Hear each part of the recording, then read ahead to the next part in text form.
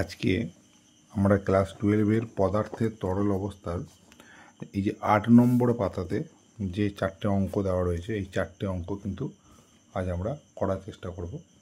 তো এই 4টে অঙ্কই কিন্তু মোলারিটি রিলেটেড। তো আমাদের প্রথম জানতে হবে যে কোনো দ্রবণের মোলারিটি কাকে বলে। না, কোনো দ্রবণের মোলারিটি হলো, কোনো দ্রবণের মোলারিটি বলতে বোঝানো হয় যে 1000 ml দ্রবণে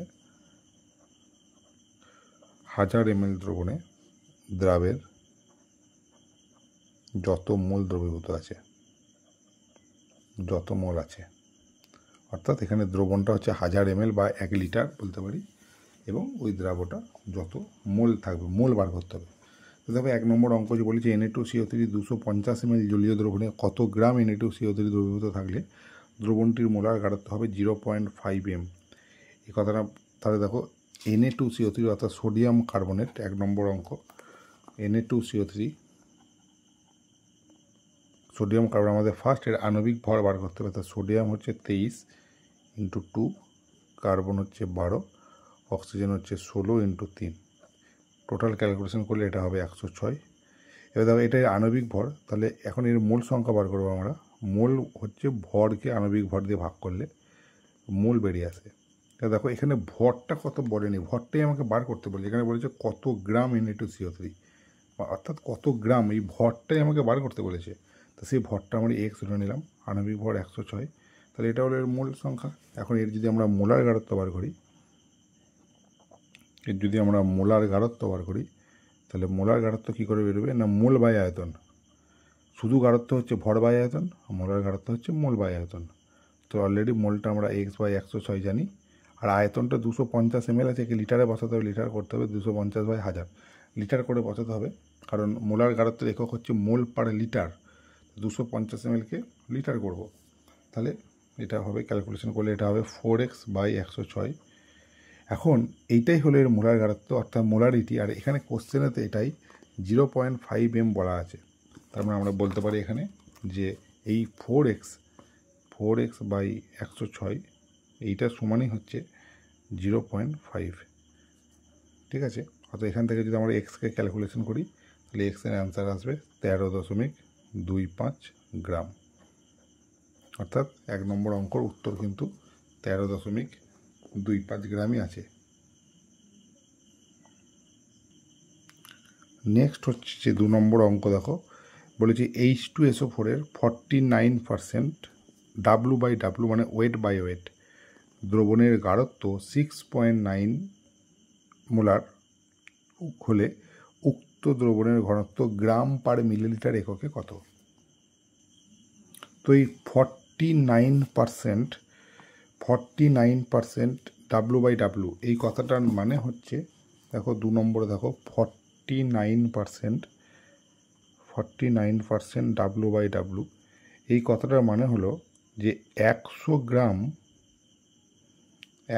গ্রাম দ্রবণে H2SO4, দেখো 49% H2SO4 বলা আছে, তার মানে 100 গ্রাম যদি দ্রবণ হয়, সেখানে H2SO4 আছে 49 গ্রাম। দেখো যেহেতু W/W মানে ওয়েট বাই ওয়েট, তার মানে 100 গ্রাম যদি দ্রবণ হয়, তাহলে দ্রবণের তার মধ্যে দ্রাবটা আছে হচ্ছে H2SO4টা 49 গ্রাম, দুটি গ্রামে ধরতে হবে। এখন এই দ্রবণটার আয়তন বার করবো আমরা। আমি যদি এই দ্রবণের আয়তন বার করি, তাহলে আয়তন মানে আমরা কি জানি যে ভর বাই ঘনত্ব করলে আয়তন বেরোয়, কারণ ঘনত্ব সমান যদি ভর বাই আয়তন হয়, তাহলে আয়তন সমান হবে ভর বাই ঘনত্ব। এখন যেহেতু দ্রবণটা আমরা 100 ধরলাম, তো দ্রবণের ভরটা তবে 100 গ্রাম দ্রবণ ধরলাম, তো দ্রবণের ভর হচ্ছে 100 গ্রাম। আর ঘনত্বটা এখানে কিন্তু দেখো দ্রবণের কিন্তু ঘনত্ব বলা নেই এই অঙ্কটায়, তো ঘনত্বটাকে আমরা ডি ধরে নিলাম, তাহলে দ্রবণের আয়তন হবে 100/d। এখন যে H2SO4 আছে, সেই H2SO4 যদি আমরা মোল সংখ্যা বার করি, তাহলে H2SO4 এর মোল সংখ্যা যদি বার করি, তাহলে H2SO4 এর মোল সংখ্যা হচ্ছে ভর বাই আণবিক ভর, এইভাবে মোল বেরোয়। এখন H2SO4, দেখো H2SO4 এর যদি আমরা আণবিক ভর বার করি, তাহলে হাইড্রোজেন 1 × 2, সালফার হচ্ছে 32, আর অক্সিজেন হচ্ছে 16 × 4, তো টোটাল কত হলো? এটা 98। এটা টোটাল হলো 98। তাহলে আর ভরটা কত না, ভরটা অলরেডি H2SO ভরটা আমরা 49 গ্রাম ধরে নিয়েছি। তাহলে 49/98, অর্থাৎ এটা যদি আমরা ভাগ করি তাহলে 0.5 মোল বেরোবে H2SO ভরটা।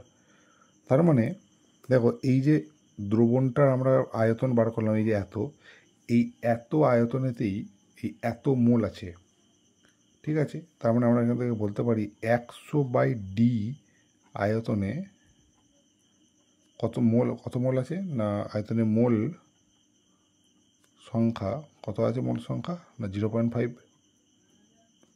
তাহলে একে কত আছে আর হাজারে কত আছে বার করতে হবে। তাহলে আমরা একবারে যদি বলি হাজারে কত আছে, তাহলে দেখো হাজারে হবে 0.5/100/d ইন্টু 1000। তার মানে এখান থেকে আমরা বলতে পারি এটা হবে 5d হলো। তাই এই যে 1000 ml বার করলাম, 1000 ml, অর্থাৎ এর মোলারিটি বেরোলো।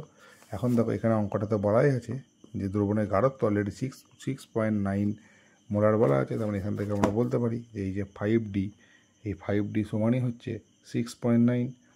তাহলে এখান থেকে আমরা d সমান বলতে পারি 1.38।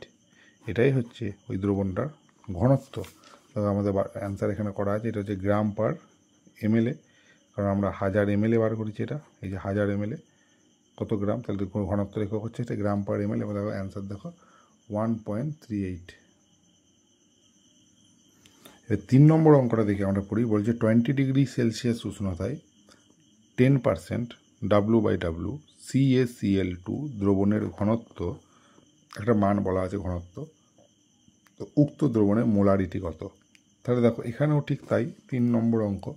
এখানে বলা আছে যে 10% W/W 10% W/W CaCl2, এই কথাটার মানে হচ্ছে 100 গ্রাম যদি আমাদের দ্রবণ নেওয়া হয়, তাহলে 100 গ্রাম দ্রবণে ক্যালসিয়াম ক্লোরাইড অর্থাৎ CaCl2 আছে কত গ্রাম না 10 গ্রাম। এটা হচ্ছে মানে, তার মানে তাহলে এই যে দ্রবণটা তার মানে কত আছে 100 গ্রাম। এখন এই 100 গ্রাম দ্রবণের আয়তন কত হবে, 100 গ্রাম দ্রবণের আয়তন, 100 গ্রাম দ্রবণের আয়তন বার করবো কী করে, ভরকে ঘনত্ব দিয়ে ভাগ করবো, ভর বাই ঘনত্ব হবে, কারণ ঘনত্ব সমান ভর বাই আয়তন। তাহলে ভর কত, দেখো অলরেডি ভর এই যে এইটাই 100 গ্রামটাই ভর, তাহলে 100 গ্রাম। আর ঘনত্বটা কত দেখো এখানে অঙ্কটাতে বলা আছে ঘনত্বটা 1.0835, তাহলে 1.0835। তাহলে এখান থেকে আমরা যদি এটা করি তাহলে এটা হবে 92.29 এত ml হবে এটা।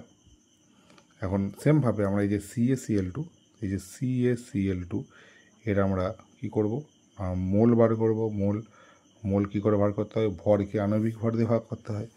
এখন যদি আমরা CaCl2 এর আণবিক ভর বার করি, ক্যালসিয়াম হবে 40 আর ক্লোরিন হচ্ছে 35.5, আছে হচ্ছে 2, তাহলে 35.5 করে 2 হলে 71 হবে। 71 আর 40 যোগ করলে এটা 111 হবে। তাহলে মোল বার করতে গেলে ভরকে আণবিক ভর দিয়ে ভাগ করতে হয়। তো ভরটা কত আছে দেখো, ক্যালসিয়াম এখানে 10 গ্রাম আছে, 10, আর আণবিক ভরটা হলো 111, তো 10কে 111 দিয়ে ভাগ করলে 0.09। তাহলে এই হলো এর মোল সংখ্যা। এখন আমাকে কি বার করতে বলছিল অঙ্কটাতে, হচ্ছে উক্ত দ্রবণের মোলারিটি কত। মোলারিটি তার মানে এই যে এই এত ml আছে এত গ্রাম, ঠিক আছে। তো একে কত আছে আর 1000 ml কত আছে, আমরা বলতে পারি 92.29 ml আছে কত মোল, এত মোল, এত ml আছে এত মোল, তাহলে এত মোল,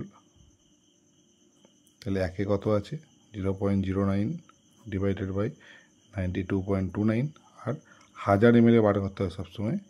তাহলে 1000 ml কত হবে না 0.09 ডিভাইডেড বাই 92.29 ইন্টু 1000, তাহলে এটা হবে দেখো 0.975 এত মোল পার লিটার। তবে এখানে অ্যান্সার করা আছে, অ্যান্সার হচ্ছে 0.975। এরপরে 4 নম্বর অঙ্ক, যেটা হচ্ছে 20 ডিগ্রি সেলসিয়াস উষ্ণতায় অ্যাসিটিক অ্যাসিডের আণবিক ভর দেখো বলা আছে 60 গ্রাম পার মোল। 8.8 মোলার জলীয় দ্রবণের ঘনত্ব বলা আছে। উক্ত দ্রবণের ওজনগত শতকরা গাঢ়ত্ব কত। দেখো আমরা 4 নম্বর অঙ্কটা করার চেষ্টা করছি। 4 নম্বর, তো প্রথমেই দেখো বলা আছে যে 8.8 মোলার জলীয় দ্রবণ। এই 8.8 মোলার এর অর্থটা কি আগে আমরা লিখি আগে অঙ্কটাতে। দেখো এই 8.8 মোলার অর্থ হলো যে 1000 ml দ্রবণে এখানে দ্রাব বলতে এখানে অ্যাসিটিক অ্যাসিড, তো অ্যাসিটিক অ্যাসিড আছে কত, অ্যাসিটিক অ্যাসিড আছে 8.8 মোল।